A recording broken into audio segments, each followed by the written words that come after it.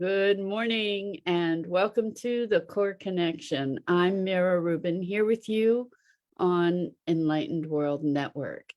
And today's topic is operating systems, the underlying intelligence or the underlying programming, really, that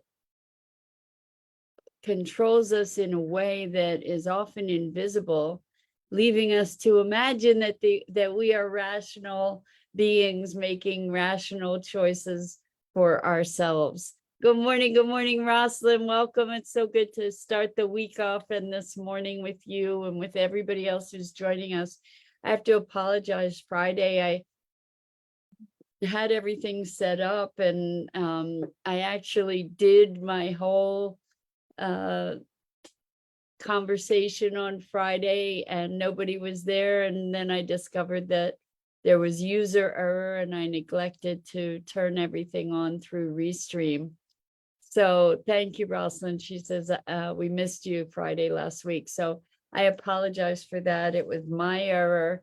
And I didn't discover the error until I finished the whole conversation.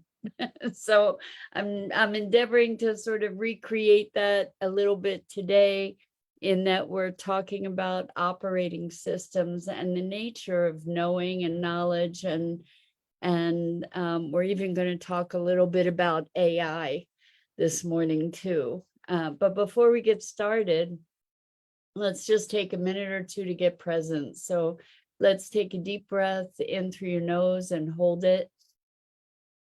And imagine clean, crisp oxygen flooding your lungs, flowing into your bloodstream, nourishing all your cells, all your organs, bringing vital life energy to your body and being. And as you exhale any tension, stress, negativity, fatigue. And now let's take another deep breath in through your nose and hold it. This time, imagine brilliant, bright light lighting you up from the inside out, illuminating, electrifying, and energizing all your cells, your molecules, your electrons, creating a brilliant beam of light and energy from your heart out into the world. And as you exhale any remaining tension, stress, negativity, fatigue. And now let's press our palms together, vigorously rub your hands together, to experience all those sensations, the friction, the motion, the pressure, the temperature, the tickling and tingling when you stop, and allow all those sensations to bring you present right here, right now, into this remarkable physical form that enables us to experience life. Welcome, welcome, welcome. So, we think that we think our thoughts. That's where we're going to start. And if we look at where the knowledge is, where the origin of the knowledge is, that is the foundation of our thinking, we can start to discover that a lot of that knowledge is inherited. A lot of that knowledge is programmed. And we make our judgments based on this store of knowledge that we have first, that we are conditioned to. And that conditioning is generally pretty invisible, because when we're raised in an environment where certain beliefs are held, we're not necessarily being exposed to beliefs that contrast to those beliefs. So we're just being taught that those beliefs are what is so. So we're indoctrinated into this lineage of conversation and belief and practice. And it's most often unexamined, because it's so foundational to who we are and who we know ourselves to be. So the conversation on Friday that I had with myself uh, sort of jumped into this issue around artificial intelligence, AI.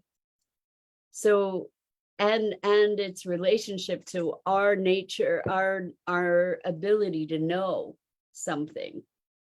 So the truth is that we don't even really know how we think, right? We don't really know how we're putting together all this information. And uh, where I'm coming from with that is a conversation that I had with someone who said, well, isn't AI just sort of pulling together all this information and parroting it back? And it made me question, well, how do we learn language? How do we learn to communicate? Aren't we pooling together all of our experience and all of the language and information that we have, and then generating something from that? What's different between how we synthesize to generate language and how AI does? Well, we do it with neurons. We do it with some, hopefully with some emotional intelligence, with some other dimensions of feedback or input, where we have physical sensation and we have physical manifestations of emotion also that AI doesn't have. But if you think about what AI is, it's built that on what they call a large language model. And what that means is that the all this information, everything that has ever been digitized, that's available digitally, has been fed into this system, all this knowledge. And so what happens to us as we're emerging and starting to communicate in language is that we're pulling together all this information, all this input, and we're synthesizing from that. And the thing you may have been aware that there is a large controversy right now around AI and the dangers of it being trumpeted from people who are expert in the field, who have great concern around the potential of this intelligence to ultimately be the demise of humanity. And I spent a lot of time trying to wrap my head around what is going on, where is the jump? And it's interesting because we had a conversation about this on movie night last week, and a person in the audience in our conversation spoke the same curiosity, like, how does this intelligence end up with the end of the world kind of thing? And this is the thing to think about, which is really interesting. With our communication, when I say the word blue and you say the word blue, or we both say the sky is blue, we think we have an understanding. We think that there's some commonality in our perception, and we think there's some commonality in our experience because we're using the same words. But the truth is that neither of us can know the other's experience. I don't really know what your experience of blue is. And I don't know that your experience of blue is the same as my experience of blue, or sky for that matter. And so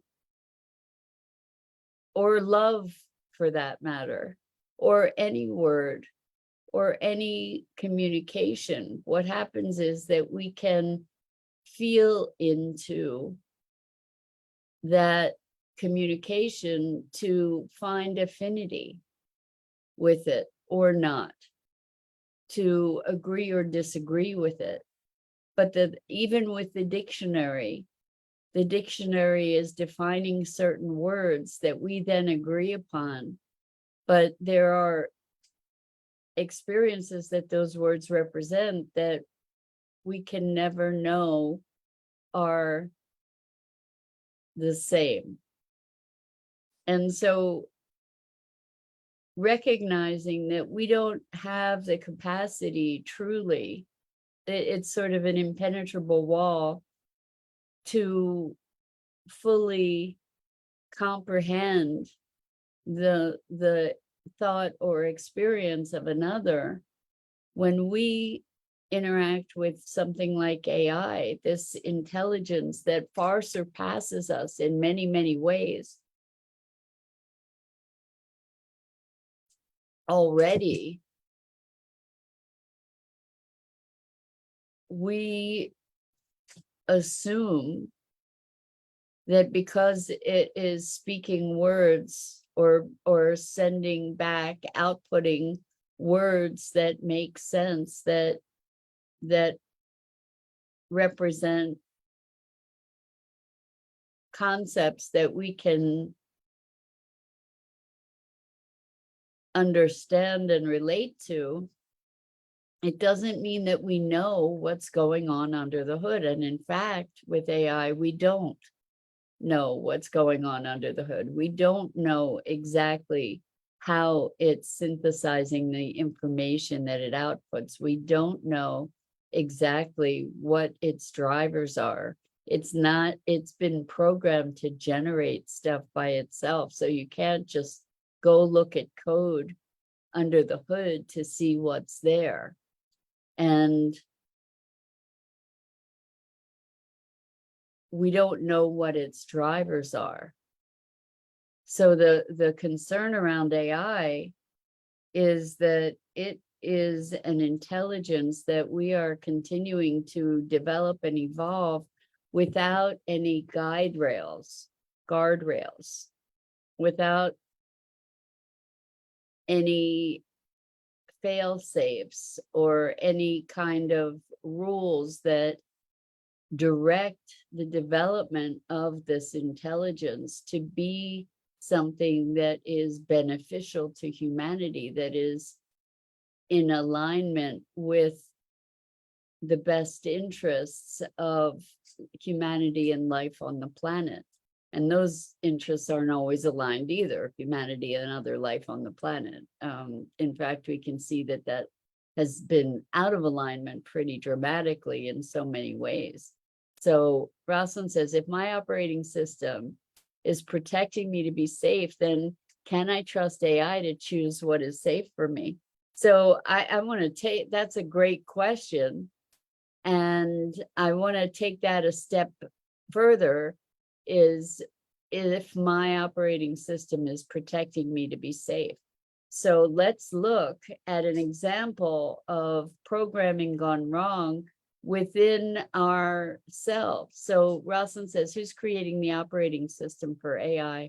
So AI works on a, as far as I understand, it's not necessarily just an operating system. I guess you could call it that, but it's a set of rules.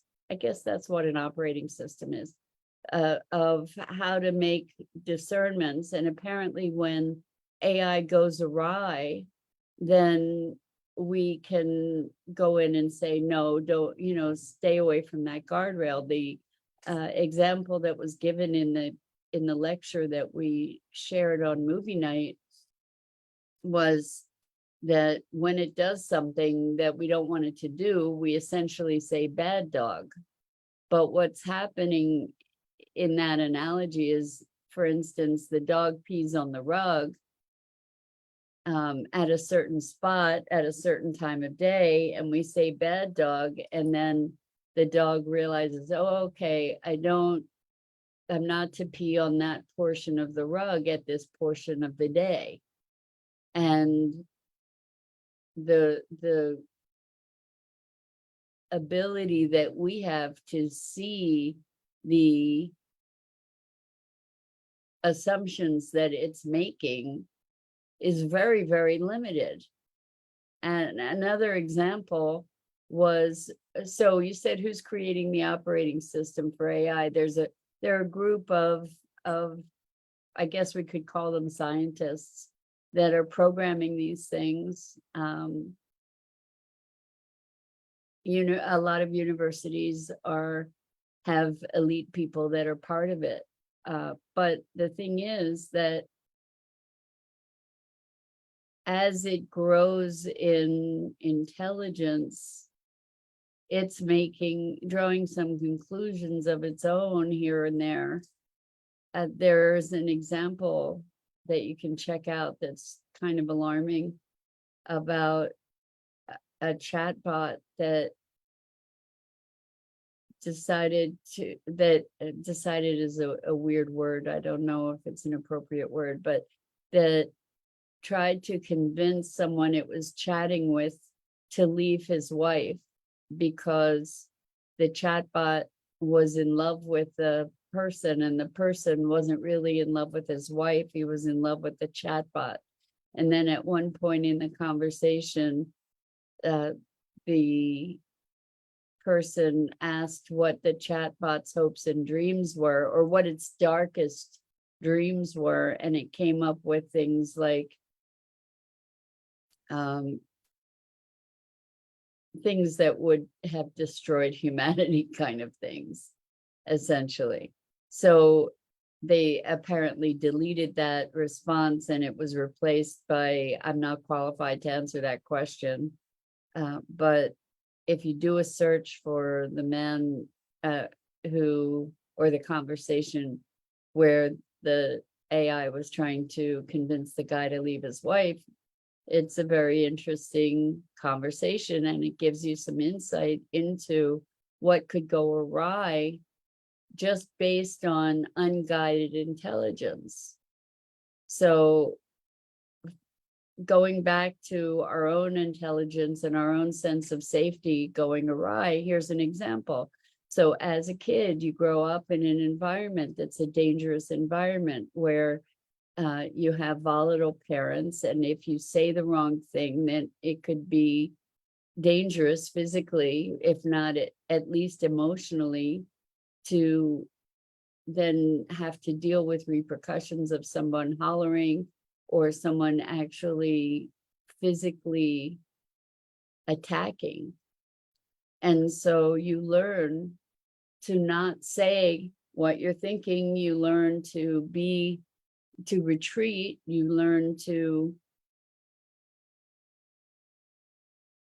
keep your own counsel and not express yourself.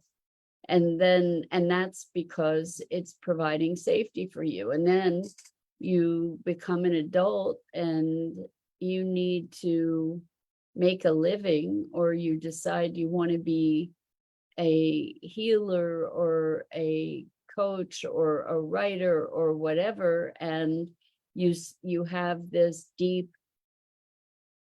challenge about expressing yourself. And in order to provide for yourself, you need to be able to express yourself, or you're in a workplace where there is some bullying going on, and you need to be able to stand up for yourself, but you can't because of these patterns that were cultivated as you were growing up to protect you. So now, in order to protect yourself, you need to assert yourself. But you have these behaviors, these programmed behaviors that make it really difficult for you to assert yourself. So if we look at human programming gone wrong, we can only imagine what can happen with the computer, because right now it's gone beyond human programming. Just think, it's got all the information that we have ever been able to digitize. Any information that's ever been captured that could be fed to this thing. And it's synthesizing from that. It had certain rules in the programs that said, here, take this information and do whatever with it.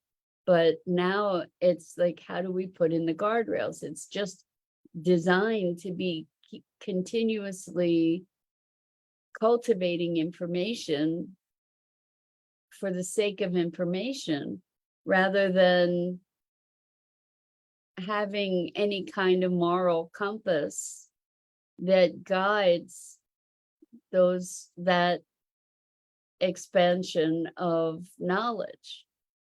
And so you can think about what went wrong, for instance, in Germany in the Second World War, where there was no moral guideline to say, guess what, it's not okay to do experiments on human beings, lethal experiments, not just lethal experiments, but experiments with pain, or experiments with emotional torture or physical torture.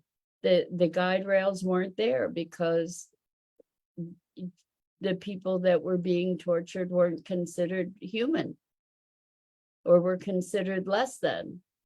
And so here, this was intelligence or knowledge, seeking knowledge with no guardrails. And so this is the concern around AI, is also, if we can think about, we want to protect humanity. This was a really interesting scenario.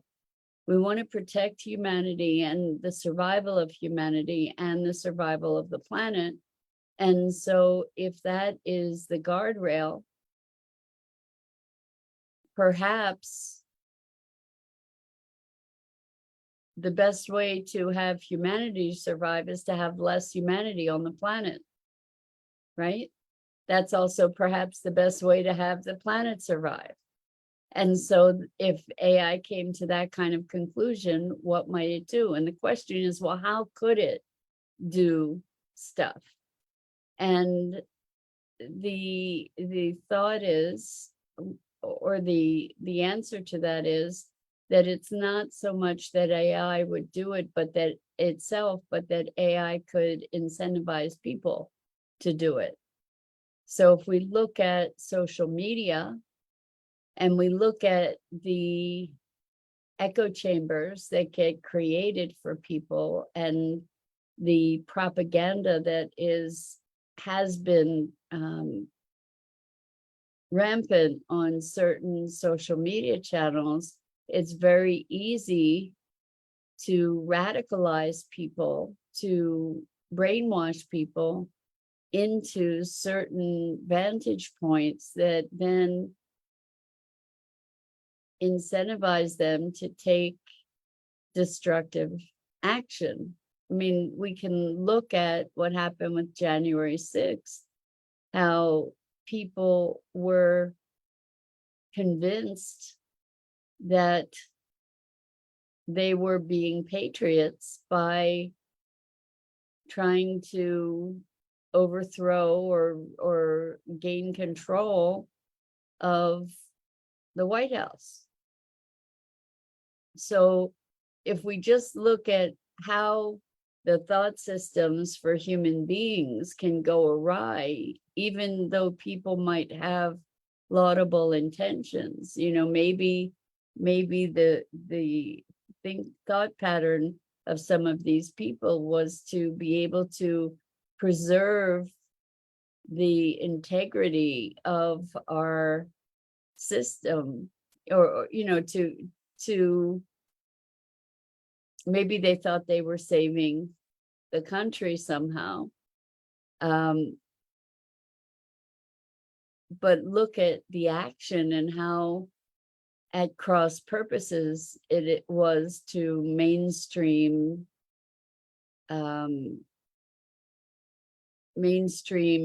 civilization in this country. and potentially the world.